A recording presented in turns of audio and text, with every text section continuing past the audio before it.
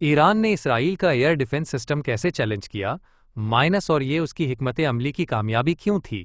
हालिया झड़पों में ईरान ने हैरानकुन तौर पर यह साबित किया कि वो इसराइल के जदीद और कई तहों पर मुश्तमिल एयर डिफेंस सिस्टम जैसे कि आयरन डोम, डेविड्स स्लिंग और एरो को या तो चकमा दे सकता है या कम अज़ कम वक्ती तौर पर मफलूज कर सकता है। अगरचे इसराइल दुनिया के सबसे मजबूत दिफाई निज़ामों में शुमार होता है, ईरान की हिकमत अमली ने उनमें मौजूद खामियां नुमाया कर दें। हमले की तकनीक, एक साथ कई अहदाफ।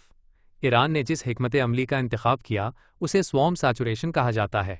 इसमें एक ही वक्त में सैकड़ों ड्रोन्स और मिसाइल दागे गए ताकि इसराइल के दिफाई निज़ाम पर बोझ डाल दिया जाए।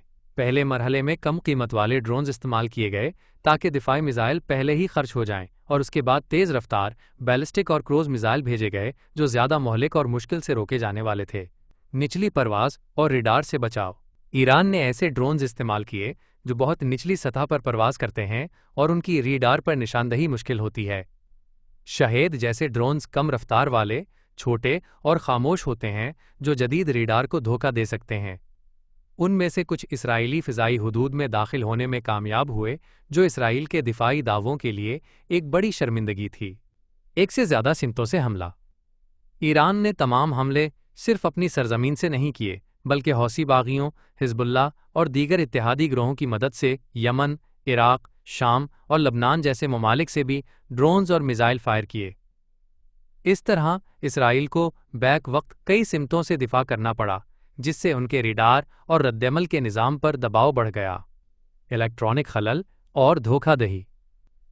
मुमकिन है कि ईरान ने बाज़ मकामात पर इलेक्ट्रॉनिक जंगी आलात, जेमर्स या डिकॉय ड्रोन्स का इस्तेमाल किया हो ताकि इसराइली रिडार कंफ्यूज हो जाएं या वक्त पर रद्देमल ना दे सकें। इसका मकसद ये था कि इसराइल गलत हदफ पर मिसाइल ज़ाया करे या असल ख़तरा पहचानने में देर कर दे। ये सिर्फ हथियार नहीं, पैगाम था।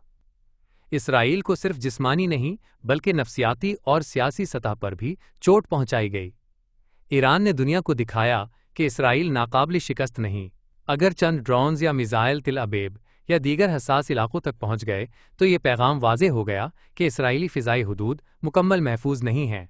क्या इसराइली दिफाई निज़ाम नाकाम हुआ या ईरान कामयाब रहा?